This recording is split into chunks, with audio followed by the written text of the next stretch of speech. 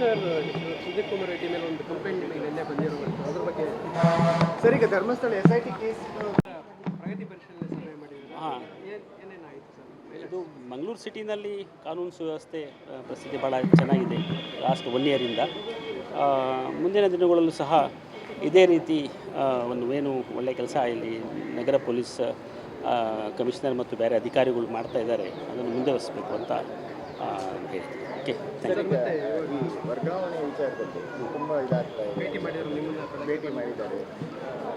ಇಲ್ಲ, ಅದು ಬಹಳ ಜನ ಇಲ್ಲಿ ನಾರ್ತ್ ಕರ್ನಾಟಕದವರು ಇಲ್ಲಿ ಭಾಳ ಜನ ಬಂದು ಇಲ್ಲಿ ಕೆಲಸ ಮಾಡ್ತಾಯಿದ್ದಾರೆ. ಅವ್ರಿಗೆ ನಾವು 10 ವರ್ಷ ಆದಮೇಲೆ ಒನ್ ಟೈಮ್ ನಾವು 1 ಯೂನಿಟಿಂದ ಇನ್ನೊಂದು ಯೂನಿಟಿಗೆ ಟ್ರಾನ್ಸ್ಫರ್ ಮಾಡೋದಕ್ಕೆ ಅವಕಾಶ ಮಾಡಿಕೊಡ್ತೀವಿ.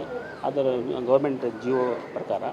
ಅದರ ಪ್ರಕಾರ ಯಾರು ಕಂಪ್ಲೀಟ್ ಮಾಡ್ತಾರೆ ಅವ್ರಿಗೆ ಹಂತವಾಗಿ, ಯಾಕಂದರೆ ಇಲ್ಲಿ ಕೆಲಸ ಹ್ಯಾಂಪರ್ ಆಗಬಾರ್ದು ಮತ್ತು 15% ಜಾಸ್ತಿ ವೇಕೆನ್ಸಿ ಆಗಬಾರ್ದು, ಆ ಒಂದು ಮಾನದಂಡನೆ ಇಟ್ಕೊಂಡು ನಾವು ವರ್ಗಾವಣೆ ಆದೇಶ ಮಾಡ್ತಾ ಇದ್ದೀವಿ. ಕಮಿಷನರ್ ಸುದೀಪ್ ಕುಮಾರ್ ರೆಡ್ಡಿ ಮೇಲೆ ಒಂದು ಕಂಪ್ಲೇಂಟ್ ನಿನ್ನೆ ಬಂದಿರುವಂಥ ಅದ್ರ ಬಗ್ಗೆ ಸರ್, ಈಗ ಧರ್ಮಸ್ಥಳ SIT ಕೇಸ್ ನಮ್ಮ ಕಾರ್ಯಕ್ರಮಗಳನ್ನು ನೀವು ನೋಡ್ತಾ ಇದ್ರೆ ನಮ್ಮ ಚಾನೆಲ್ ಅನ್ನ ಸಬ್ಸ್ಕ್ರೈಬ್ ಮಾಡಿ, ಪಕ್ಕದ ಬೆಲ್ ಐಕಾನ್ ಒತ್ತಿ ನಮ್ಮನ್ನ ಬೆಂಬಲಿಸಿ.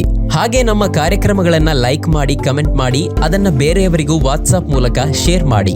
ನೀವು ಹೀಗೆ ಮಾಡಿದಾಗ ನಮ್ಮ ಚಾನೆಲ್ ಮತ್ತಷ್ಟು ಜನರಿಗೆ ತಲುಪಲು ನೀವು ನಮ್ಮೊಂದಿಗೆ ಸಹಕರಿಸಿದ ಹಾಗಾಗುತ್ತೆ. ಇದು ನೀವು ಯಾವುದೇ ಖರ್ಚಿಲ್ಲದೆ ಕೆಲವೇ ಸೆಕೆಂಡುಗಳಲ್ಲಿ ನೀಡಬಹುದಾದ ಸಹಕಾರ. ಧನ್ಯವಾದಗಳು.